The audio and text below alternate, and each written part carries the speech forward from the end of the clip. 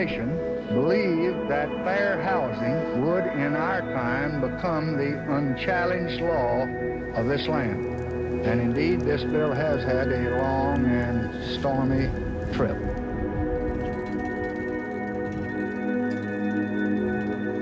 Well, I don't know what will happen now. We've got some difficult days ahead. Like anybody, I would like to live a long life. Longevity has its place. But I'm not concerned about that now.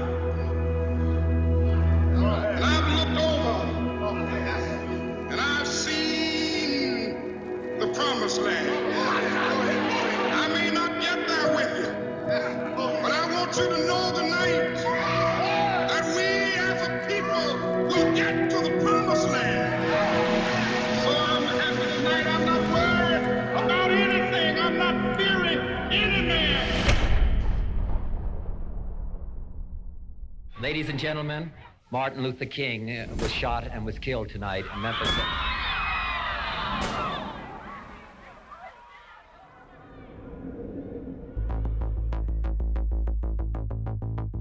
The death of the prophet of nonviolence set off the worst outbreak of arson, looting, and criminal activity in the nation's history.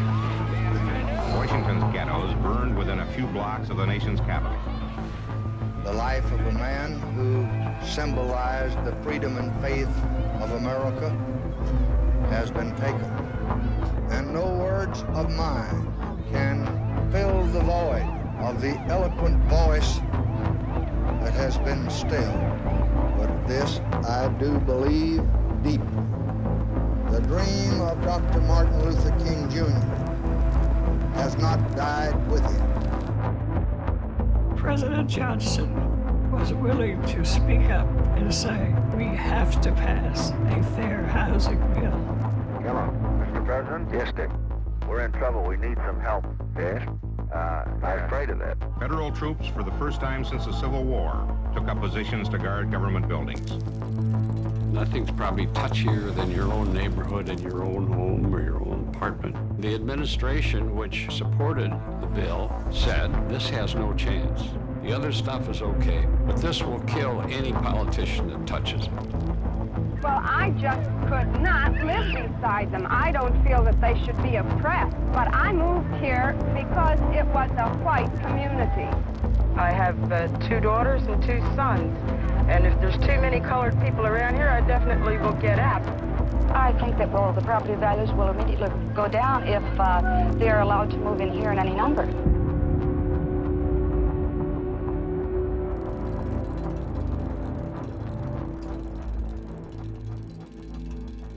It seems as though our country is pulling apart into separate societies, where whites have jobs and Negroes have unemployment, where the middle class lives in suburbs and the poor are left in the ghettos, where one group of Americans looks upon another group of Americans with growing mistrust and even dread.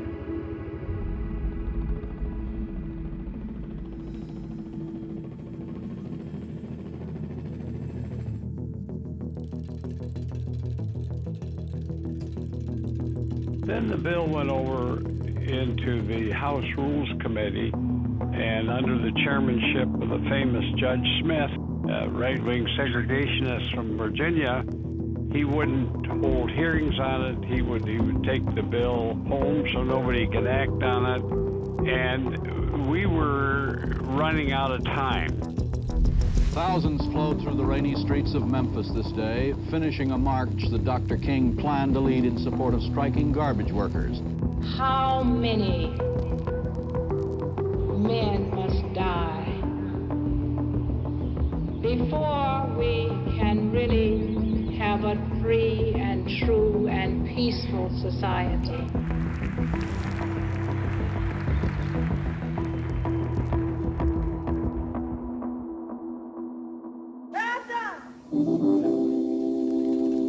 Cause you're a present Lord, and I know you'll reach out and take mine. You take our hand.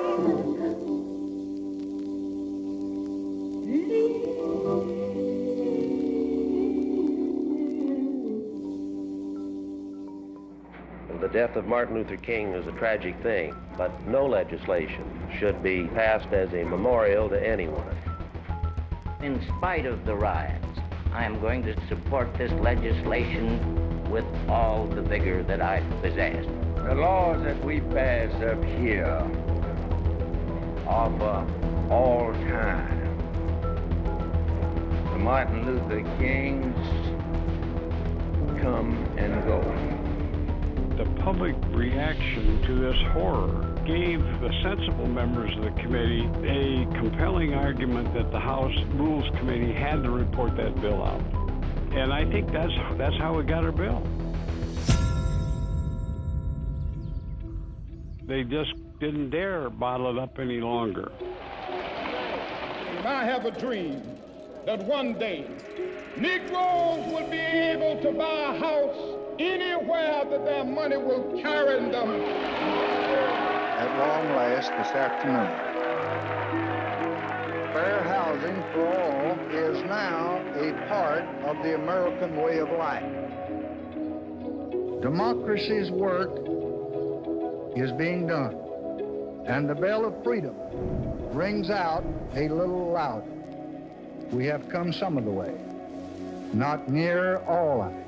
The fight still goes on because we unfortunately have the laws, but we don't have the enforcement. That we have changed, but we still have the same kinds of discrimination. The U.S. Commission on Civil Rights said today that efforts by federal agencies to end housing discrimination have been generally superficial or incomplete. President Carter has ordered federal agencies to use all means possible to strengthen fair housing programs. For the first time, people with disabilities and families with children will be protected from housing discrimination. President Reagan signed legislation today designed to toughen up the nation's fair housing laws. Why did you take part in this demonstration today? Just because there was a huge crowd, or did you have any personal reason?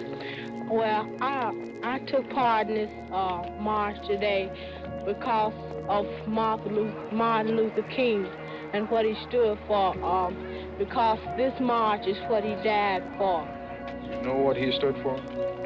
Yes.